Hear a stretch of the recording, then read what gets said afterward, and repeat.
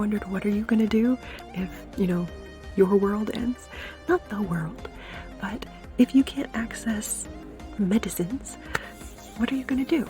Well, I'm going to show you what we're gonna do today on Becoming a Real Life Superhero. As you know, I am a physician. This book is not written by a physician. This book is written by a woman named Susan Morrow. We're gonna see what she has to say about growing her own penicillin at home. And we're going to kind of learn a little bit and see if it's something that would be feasible. Obviously, I do not recommend that you grow your own penicillin at home. I recommend that you go to your doctor. But if, like me, you've lived out in the wilderness or you've taken care of people in kind of extreme situations, it's not unfeasible that you might end up being somewhere where there is no access to something like penicillin. So let us take a look. As you know, and of course she gives you the same disclaimer, as you know, penicillin is a fungus that was kind of accidentally discovered growing on some things, and it completely changed the world. In fact, it is the major reason for why people didn't stop dying, for example, of like abortion deaths. There was kind of a myth that was propagated in 1972 that said that like tens of thousands of women were dying of abortion deaths prior to Roe versus Wade. That's actually false. If you actually look at the NHS or NIH data, the last time there were tens of thousands, or like not even tens of thousands, but many women dying from things like abortion was in the 1930s before penicillin. Once penicillin came out, those numbers dropped to like nothing. And in fact, it was after Roe v. Wade and after abortion was kind of widely promoted, you actually ended up having an increase in abortion deaths, especially in places like Chicago. If you like Google Chicago abortion deaths, you will find many. So penicillin is incredibly important. As you know, it does things like that, like completely change history, and sometimes it doesn't even get the credit it deserves, even though it gets a lot of credit. So, as she says, penicillin was discovered by Alexander Fleming in 1928. I didn't know that it was first used on a civilian in New Hampshire. I did not know that. So, this is what penicillin G looks like. I will scoot out of the way and hide. This is an important little factoid that she says that is true. And a lot of times people go to the doctor and they're like, I don't feel good, I have a sore throat, I would like antibiotics, especially parents of children. It is a big pet peeve that a lot of doctors have. Things like antibiotics do not help things that are usually viral. And how you can tell you really generally have a viral infection is if it kind of, usually, this is not always the rule, viruses are tiny, they get in all your cells, it's kind of all over your body. You'll have myalgias, you'll be sore, have a fever, all these kind of things. A bacterial infection will usually be localized to an area because they don't travel very good. So it's like you'll have an abscess all in one area, or like you'll have diphtheria makes a gray thing on your throat. Hopefully you've been vaccinated against that. And it's like, it's there, that's where it is, right? HIB, it was like a kind of influenza, not virus, but bacteria, used to also do things in your throat, like make it really, really swollen up in there. Okay, so it's like stays in a place. So for example, a bacterial pneumonia would be in your lungs in one place. Usually it can cause fevers. Some of these things do release toxins that go through most of your body, which is why you need to go to the doctor and not assume. But usually you can kind of tell, like for example, you have a cold, you have a rhinovirus through your whole body, or a rhino or a corona, right, through your entire body. The special terrible pandemic 19 virus actually evolved from that class of viruses, common cold viruses. So what she's saying is good. Penicillin is good for a lot of infections. So she's not wrong. It could be used for strep throat. Use amoxicillin, for example, is very popular for that, which is a derivative of penicillin. Infection in your throat, mouth, urinary tract, tonsils, lungs, ear, or even heart.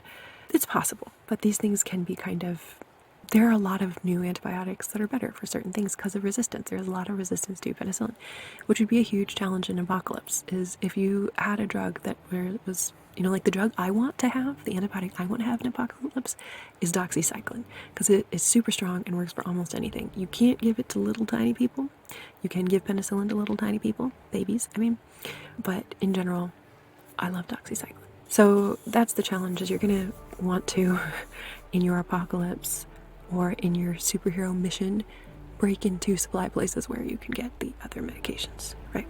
But if your idea is to help other people in a terrible situation, you can't get any of those, here we are. So she's right. about allergies to penicillin and anaphylactic shock. A lot of times when people tell their doctor that they're allergic to a medication, they're not actually allergic to a medication. They have like an intolerance or a side effect. Like feeling nausea and stomachache is usually a side effect. Allergies is when a certain class of chemicals, usually it's histamine mediated, release into your body, and your body has a reaction against chemicals it shouldn't have a reaction against. That's a different thing. Nausea and vomiting, that's something that the medication is doing to you as a side effect, not something your body is doing because of the medication. Okay, got it. So this is interesting. I'm very curious about this. She says you can do a simple skin test called a pen test for penicillin allergy, but it's not comprehensive. Now, I did not end up rotating in an allergy clinic during my training. So to do a skin test, you need to have sterile conditions. A sterilized needle is used to prick the skin, inject a weak solution of penicillin into the patient. Wow, you better be super careful about that. I do not think you should be doing that.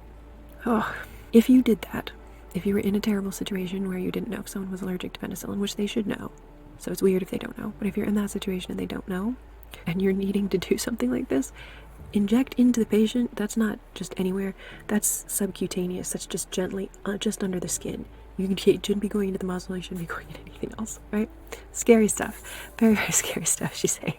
A challenge test, give a tiny, tiny dose of penicillin. The problem is people who get anaphylaxis, like even a tiny dose, can make their lungs close up and then die. So you should know if you're allergic to penicillin. That's really important. So she says that asthma is not really a contraindication for penicillin. There are antibiotics that we give people who have asthma. I'm not sure why she's saying the blood clotting disorder either. Because like we would still give them to people under those circumstances, even though they might have different side effects to these people. Someone with asthma will have much worse anaphylaxis if they are also allergic to penicillin, so that's something to consider. I'm glad that she gives you a warning, but this is neat. She talks about the preparation of penicillin G, because there's a bunch of different kinds. There's also V and K, BK, stuff like that.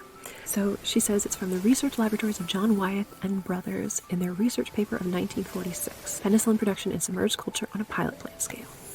She also looked at the Annals of Biological Research and various patents from the 40s and 50s, including 1948 method for production of penicillin by A. Moyer. I like that she cites her sources, A+, Susan or Sharon or whatever your name is. Some of these items won't be regularly available once the shit hits the fan. So she says stock up on cantaloupe. Interesting. Corn steep liquor. It's going to be similar to how you like grow things like other goopy things, bacteria and molds and things. So it's a mix of amino acids, minerals, and vitamins. You can buy it from fish suppliers or use ewe pellets. That's if you have sheep, as shown in step 2 below. Very interesting. These are hard to get. Oh, I don't know, like, where am I going to get lactose in it? Like, I'm just going to find some milk and try to distill it out of milk. Calcium carbonate, phenylacetamide, hydrochloric acid, or phosphoric acid you'll be able to get. It's going to be tough, but you'll be able to break into somewhere that has that. Ethyl acetate, you're going to have to find a lab. Activated charcoal, you're going to have to find a pharmacy. Potassium carbonate or bicarbonate, you can probably find. Butanol or propanol, challenging. A sterilized flask, scales for measuring ingredients, a pH test kit, containers that can be sterilized, variety of sterilized utensils, fine mesh cloth or filter paper for filtration. You can find that. That's not be hard. Separation funnel with stand, large bowl that can contain ice. She recommends like stocking up and looking on eBay right away so that you have it. Modern methods of penicillin production are massive endeavors, she says, using 50,000 gallons. This is what she says. After much research in the early days of penicillin extraction, scientists found the best medium to grow the mold used to extract penicillin was the cantaloupe. Very interesting. If you don't have a cantaloupe, some other sugar-based fruit. Well, not all fruit is sugar-based, so I don't know exactly why she's saying that. The strain of penicillin you'll be growing is Penicillium chrysogenum. This will be your basis for the penicillin. Don't eat mold. Good for her. Don't eat mold. I'm with it. I support that. So you grow that. Are you guys with me? You're gonna not eat mold? That's right. Put it down on your notes. Break in and steal doxycycline. And good night, my friend. Thank you for showing up. So most of those words, I guess you would have to write it down. This, I don't know where else is available because I bought it in a bundle from arguably crazy people. No, not crazy people, but from the kind of people that a lot of modern doctors would not like to talk about. But I believe in looking at answers and ideas from everybody. You know, no, don't eat mold. No, don't eat mold. Don't do that. All right. So then she says, and she has this lovely picture right there where she says, leave the rind of the cantaloupe out in a warm, moist place for a few days until you get bluish green mold. They're going to put it in this flask, right? And you can put a growth medium in it. It's like bread, cake, something open textured. It has to have those nice little meshy holes in it based on carbohydrates. So it's good to have activated charcoal anyway, by the way, one of the things that's on this ingredients, because that's what you use for most poisonings. It used to be, in the old days, and you'll see this in some of my history videos, that they used to use ipecac. And not so long ago, I think still 30, 20 years ago, they were still using ipecac. In fact, I was taught about ipecac in medical school, but toxicologists don't want you to use that anymore. It's something you take that makes you vomit things out. It doesn't improve mortality, but activated charcoal does. It goes in and it kind of sucks up poisons. So not all poisons, but that's a good thing to have anyway. So the mold you grew, so you have to sterilize it. You can either boil the flask in water. Don't touch it with your bare hands. She really has to tell you some stupid stuff here. Otherwise, you'll burn your hands. But she says otherwise you'll contaminate the flask again. You can alternatively place the flask in a hot oven for about an hour. Even if you have gloves, if the gloves are not sterile, you will technically be contaminating the flask. So maybe use tongs unless you can sterilize your gloves. You can place the flask in a hot oven for about an hour. The mold you grew now has to go into that growth medium, right? So it goes into the flask. I don't know if I'm leaning the correct way. I think I am. Yeah, there we go, boy. And then you let it grow more. Now they want you to grow it more so that you can kind of take some of things out of there, because you don't want to just take the mold as it is. So you can do corn steep liquor, lactose. She even gives you how many grams, calcium carbonate, phenylacetamide. Calcium carbonate is another thing to have, good to have in emergencies. Phenylacetamide, I don't know how you will get that. I don't know. So you can buy CSL, corn steep liquor pellets, also called U-nuts, which are used to fatten up lambs. You can steep them in water to create a broth. I will be out as soon as I finish learning how to make penicillin in my house, which will be about, I think, 10 minutes. You add a little fermented molasses, filter off the undissolved material, and use the liquid as your corn steep liquor. They go in cold water. Water is a great solvent.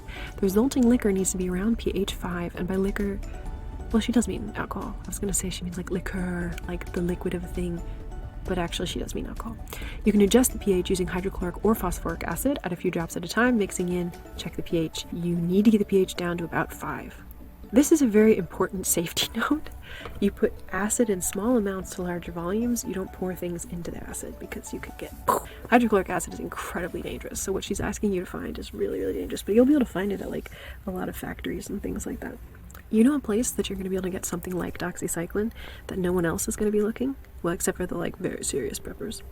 If you need to help someone or save a life, or if you're trying to help somebody who can't go to a hospital for whatever reason, I recommend everyone go to the hospital. I recommend everyone not get involved in crimes. But I can imagine a lot of scenarios where you might need to help somebody and they refuse to go to the hospital, or you can't get them to the hospital, or if you call the police on them or whatever, their life will be... I can imagine scenarios. I say go to the hospital. Don't risk it. But if you need to save somebody's life and you need an antibiotic, you can get something like doxycycline called tetracycline, which has more side effects, from a pet store that has fish. Any pet store that has fish will have erythromycin, which is a good antibiotic, and tetracycline, which is a super strong antibiotic that can kill MRSA and other resistant bugs. It's a dangerous antibiotic, but... So, am I telling you to eat fish antibiotics? No. I'm telling you, if you need to save someone's life in an emergency, that is a place where you can find them. So, step 3, we're going to inoculate the medium. She says, take your containers that will be used to grow penicillin, sterilize them as you did previously. She wants you to put a lid, a bung, is what she says, which is this, round knot thing, that weird thing. I don't like that word. It makes me think of butts. If there's anything that'll stop air from getting into the vessel, it'll hold the medium, and it'll be inoculated with your fungus. So you put some of your medium in the vessel, you put it on the side to increase its surface area, so that's why you only put enough so that it doesn't spill, and you make sure you put your little closed thing in it. Once you've made the mixture that the penicillin can live in, she wants you to take a sterilized utensil like a knife, scrape some of your step 1 fungus, and put it into the medium. Then you put it in a warm, dark room for 7 days. She says, based on the sources she's read, experimentation has found the optimum time for penicillin production from an inoculated medium is 6 to 8 days at a temperature around 82 Fahrenheit, but no more than 86. What does this mean? When the person is like deadly sick is not the time to start this. I guess if you have to do that, you have to do that. But when you're in an emergency or the power has gone out, or like I've been in multiple situations where transportation had, like even just in the United States, where I've been in a bunch of snowstorms, transportation is totally blocked off. You can't access anything. I don't know how I've been in so many snowstorms. I live in so much warm places. There's no electricity. There's no water. Like my husband is now very used to, very automatically during our last power outage from the Arctic wave, he went outside and he immediately started melting snow. Like we've gotten used to that. So I can imagine a situation where it gets so bad, or like if there's an EMP, I know that's very conspiracy theory, but it's a thing that could happen. Or if a cyber attack shuts things down and you need to help people, or if you're just doing aid work somewhere. Like I had an attending who lived in Somalia for a while, and maybe you don't have access. So you would start growing this from the beginning, is what you would do. Step 4 is extraction of the penicillin. For example, I might do this if my mission where I'm working in Paraguay ends up expanding to the interior and I end up moving into the jungle, because I live in a place where I'm surrounded by, I can go half an hour and be totally in the jungle, or I can go half an hour and be at a shopping mall. That's where I live now, both for my health and because I have access to I have access to a couple indigenous communities there. Very, very cool. But if I end up going further into the interior, there won't be necessarily the same health access without transportation, right?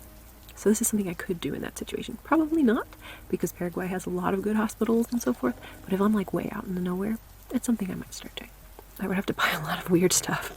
To extract the penicillin from the medium, you need 2 conditions. A pH of about 2. Oh my gosh, that's dangerously acidic. So I don't know if she says that, but like this is like, don't touch this. This is a very fancy flask she wants you to use. I can't remember the name of it. I took chemistry, but I don't remember. You need a pH of 2. It needs to be super cold. 30 to 35 Fahrenheit. Take your inoculated medium, strain it through a cloth or filter to remove any spores and mycelia, because you don't want to eat the living thing, you want to eat the thing that it releases. Well, you do want to eat the living thing. Well, kind of. You don't want the babies. The mycelium is the thing that, because it's a mushroom, it's a fungus, the mycelium is like the roots of the mushroom, if you had to think about it that way. Add small drops of hydrochloric or phosphoric acid, checking to see a pH drop as you go. Add the solution to your separation funnel. That was that neat thing that looks like this. Do you see the separation funnel? All right, so there's the separation funnel, and then you're going to gently invert the funnel to mix the medium and the solvent after you add your ethyl acetate to the medium. What is your medium? Because now I'm confused. Oh, your medium is your stuff from before, your corn liquor things. So far, the things she's saying make sense to me as a physician looking at this the first time. Again, dangerous. Leave the funnel on the stand to let the medium and the solvent separate out. You'll see 2 as separate phases in the flask. By phases, she means 2. So she sounds like she may actually be a chemistry person because she knows these things. But 2 separate phases means 2 layers. That's all that means. The solvent has the penicillin. So this is a trick, and we did learn this in chemistry class. This is essentially a trick where you have your medium that has all the stuff in it, and the reason you add this like acid, this solvent, well specifically this ethyl acetate, and that was something we used a lot in chemistry class, is because it'll stick to the penicillin and pull it out of the medium, because you want to separate it out, and it's too small for you to strain, right? And the reason it does that is because it has it does other reactions with some, I think the carbon ring or some other part of that penicillin, if we look back at the picture of penicillin. Not that we need to go super in depth, but we have some interesting things here. This is an interesting group. We have different places where different chemical reactions can occur. It's probably not the ring, actually. It probably happens somewhere over here, the ethyl acetate. This almost looks like an amino group. I could be wrong about that. You might be able to correct me on that. But probably here. But something is happening where the ethyl acetate is sticking to it and pulling it out. I remember a chemistry class. I had to do that a lot. It was terrible. I liked chemistry, but the way that they graded things was intentionally to make us fight each other, which is not nice. They wanted to make the pre-med people over-compete. So in organic chemistry, for example, each lab group would only get a certain... You didn't get a grade based on how well you did the thing. You got a grade based on competition with other people. So in your lab group, you wanted to be the top because each lab group was only going to get a couple A's. So if the lab group scored really high on the final, they could have more A's. A lab group that scored really low on the final would get less A's. So if you're in a low final scoring lab group and there's only 1 A, you like competing incredibly hard for that because you need that to get into medical school. So they intentionally make it so like you want to sabotage the person you're working with, but then in the final you all want to study together. That sucks. That sucks. That is a terrible philosophy. UVA organic chemistry, and they were very proud of it. Their terrible system. So leave the funnel on the stand, you let it separate out, and then you slowly open the funnel tap and take the bottom layer out. That's why you need this thing, because basically you open this and then this slowly comes out and you catch just this top layer. Right. I remember this. Oh my gosh, I can do this. I've done something exactly like this before, and this isn't hard. You can do it, baby.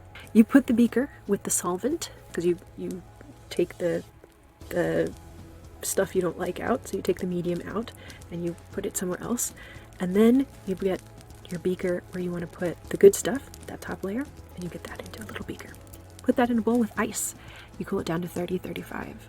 And then you neutralize it, because you cannot drink something that's pH 2. You will be very sick, to about pH 5 or 6 with potassium carbonate or bicarbonate. I wonder if you could use sodium bicarb. I wonder, because sodium bicarb is easier to get, it's baking soda. I wonder how important it is that it has to be potassium. I don't know. I wonder if sodium makes it form a salt or something in that O and OH group. It's not an alcohol group, it has a different name.